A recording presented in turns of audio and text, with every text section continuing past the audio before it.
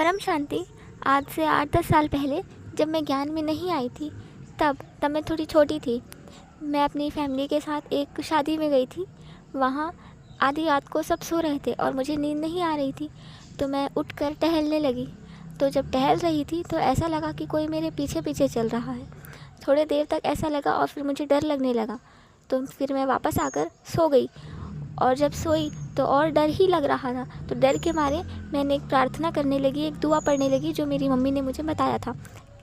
तो जब मैं डर के वो दुआ पढ़ने लगी मन में एकदम डर कर, तो वो जो ऐसा लग रहा था कि कोई मेरे पीछे पीछे चल रहा है और मुझे आवाज़ें भी आ रही थी।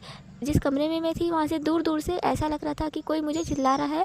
बहुत सारे लोग मेरा नाम लेकर चिल्ला रहे हैं दूर दूर से। मेरी आंखें बंद थी तो मुझे डर लगने लगा और मैं डर कर ज़ोर से मन में ही दुआ पढ़ने लगी। तो जो दुआ जब मैंने पढ़ना स्टार्ट की तो जो आवाज़ें दूर दूर से आ रही थी वो सब मेरे ऊपर ही आ गया। ऐसा लगा कि सब मेरे ऊपर है एक साथ, एकदम मेरे कान के, मेरे पूरे बॉडी के ऊपर, सबके सब जितने बहुत सारे लोग हैं, शायद बहुत सारे लोगों की आत्माएं हैं, ऐसा मुझे पूरा फील हो रहा था और मैं बहुत डर गई। उस दिन मुझे एक बात समझ में आई कि जो भूत होते हैं वो वाइब्रेशंस पकड़ते हैं। हम जो भी सोच रहे हैं वो पकड़ लेते हैं, और जब हम डरते हैं तो हमारी मानसिक स्थिति, हमारा स्तर और गिर जाता है और वो हम पर और हावी हो जाते हैं। तब से मैंने सोची कि जब भी मुझे डर लगे मैं अपनी सोच एकदम स्टॉप कर दूंगी, कुछ भी नहीं सोचूंगी। डर लगने लगे तो कोई दुआ भी नहीं पढ़ना है, किसी के बारे में सोचना भी नहीं है, एकदम थॉटलेस हो जाऊंगी, एकदम शांत हो जाऊंगी। तब कोई मेरे वाइब्रेशन ही नहीं पकड़ पाएगा। अगर कोई भूत है तो वो मेरे वाइब्रेशन ही नहीं पकड़ पाएगा, मुझे डर ही नहीं लगेगा। और अभी मुझे लगभग 1 साल हो रहा है मैं ज्ञान मार्ग में आई हूँ।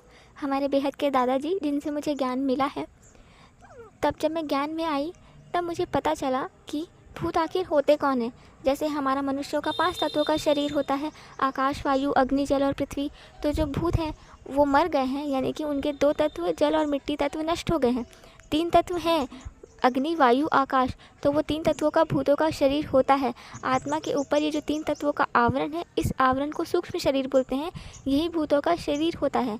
तो जिनकी वासनाएं, इच्छाएं, मोह होते हैं उनको मोक्ष नहीं मिलता, वही इस धरती लोक में भटकते रहते हैं। और जिनका पुनर्जन्म भी नहीं हुआ है वही इस धरती लोक में भटक रहे हैं, वही भूत होते हैं। और 2 तत्व जल और मिट्टी नष्ट हो जाने के बाद इनकी पावर बढ़ जाती है, ये वाइब्रेशंस पकड़ सकते हैं। भूतों में भी काफ़ी पावर होती है। मिट्टी तत्व का शरीर नहीं है तो चलने फिरने की ज़रूरत नहीं है, भूख नहीं लगती है, और सुनने के लिए कान की ज़रूरत नहीं है। मिट्टी और जल तत्व नष्ट हो जाने से 2 तत्व बहुत ही जड़ तत्व हैं, ये मिट जाने से 3 तत्वों में जब आत्मा आ जाती है तो इनके पास पावर आ जाती है। मनुष्यों से इनकी एडवांस ही टेक्नोलॉजी होती है, वाइब्रेशंस भी पकड़ सकते हैं, ये ऑरा भी देख सकते हैं। ऑरा मतलब हमारी जो आत्मा की शक्ति होती है, जिससे हमारा आभा मंडल बनता है, जिसको ऑरा कहते हैं, ये वो देख सकते हैं जो हम नहीं देख सकते। तो जिनका ऑरा कमज़ोर होता है ये उनमें प्रवेश करते हैं। ऑरा कमज़ोर कैसे होता है? ऑरा हमारी सोच से बनता है। ऑरा के अलग अलग कलर होते हैं, white, blue, green, red, black. Red और ब्लैक बहुत ही कमज़ोर ऑरा होता है जिसमें भूत प्रवेश करते हैं। हमारे नेगेटिव सोचने से हमारा ऑरा कमज़ोर होता है, पॉजिटिव सोचने से हमारा ऑरा पावरफुल होता है। लेकिन सबसे ज़्यादा पावरफुल ऑरा होता है वाइट ऑरा। वाइट, उसके बाद गोल्डन ऑरा भी पावरफुल होता है।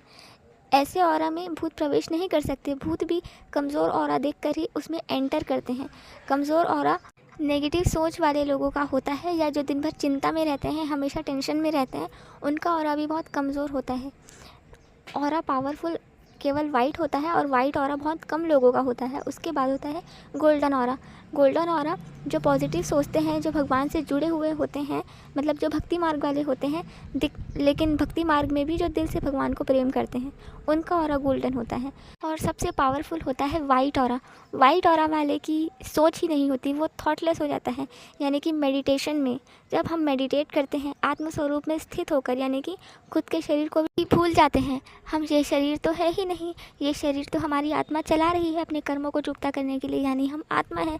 तो जब हम आत्मस्वरूप में स्थित होकर भगवान से और जो ऑलमाइटी अथॉरिटी है, सुप्रीम अथॉरिटी परमात्मा जो निराकार है, उनसे जब कनेक्ट होते हैं, यानी कि उनका चिंतन करते हैं, खुद की ज़िंदगी को, खुद के शरीर को भूल कर जब हम थॉटलेस हो जाते हैं, कुछ भी नहीं सोचते, और जब हम उनसे कनेक्ट होते हैं, तब हमारी आत्मा में उनसे पावर आती है, हमारी सोल पावरफुल बनती है।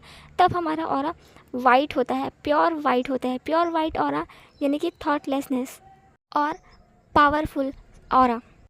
इसलिए हमेशा आत्म स्वरूप में रहना चाहिए, यानी कि हम जो भी कर्म कर रहे हैं ये सोचते हुए करें कि हम आत्मा है, ये शरीर नहीं। इसको स्थित प्रज्ञ अवस्था कहा गया है। श्री कृष्ण ने गीता में इसको स्थित प्रज्ञ अवस्था कहा है, यानी कि हम आत्मा हैं, हम अपने कर्म चुकता कर रहे हैं, धरती लोक में सारे कर्म चुकता कर रहे हैं। कृष्ण ने गीता में स्थित प्रज्ञ अवस्था के बारे में और कर्मयोगी जीवन जीने के बारे में कहा है। स्थित प्रज्ञ तो बताया मैंने, अब कर्मयोगी क्या है? हम अपने सारे कर्म करते हुए परमात्मा को अपने साथ रखें, यानी परमात्मा का चिंतन करते रहें, यानी कर्म करते करते उनसे कनेक्ट रहें, योग में रहें। इसको बोलते हैं कर्मयोगी। इस जीवन की बिल्कुल भी चिंता नहीं करनी है, क्योंकि जो भी परिस्थितियाँ आएंगी वो आपके ही कर्म आएंगे, और उन कर्मों को काटने के लिए ही ये जीवन है। अगर उस कर्म के बारे में आपने सोचते रहा, उसके लिए चिंतित रहा, तो फिर से नया कर्म क्रिएट होगा, जिसके लिए फिर से नया जन्म लेना पड़ेगा। इसीलिए जीवन में कोई कभी भी चिंता नहीं करनी है। जो भी हो रहा है परमात्मा की इच्छा से ही हमारे कर्म हमें डिलीट करने के लिए, हम अपने चुकता करने के लिए ही ये जीवन जी रहे हैं। इसलिए सारे कर्म करते हुए परमात्मा की याद में रहें। इसको बोलते हैं कर्मयोगी जीवन, जिससे ही हमारा ऑरा हमेशा पावरफुल और वाइट रहता है, जिससे भूत क्या कोई भी किसी के नेगेटिव वाइब्रेशंस, किसी की नेगेटिव सोच तक हम तक नहीं पहुंच सकती, और हमेशा हम पॉजिटिव और फ्री रहते हैं। लेकिन इसके लिए ज्ञान भी सुनना पड़ेगा, खाना भी आपको शुद्ध ही खाना पड़ेगा। खाने से भी आपके अंदर वाइब्रेशंस नेगेटिव जाते हैं। इसको कहा जाता है जैसा अन्न वैसा मन, जैसी पानी वैसी वाणी, यानी कि खाना भी खाए तो भगवान को याद करके ही खाएं, और खाते हुए बिल्कुल भी बात ना करें, उनकी याद में रहकर ही खाएं। और कभी भी अशुद्ध भोजन, मांसाहार तो करना ही नहीं है, और अशुद्ध भोजन भी नहीं करना है। और जो भी भोजन हम कर रहे हैं परमात्मा की याद में रहकर करें, पानी भी उनकी याद में रहकर पिए, तो हमेशा हमारा ऑरा पावरफुल और वाइट ही रहेगा। धन्यवाद। परम शांति परम ज्ञान दादाजी से।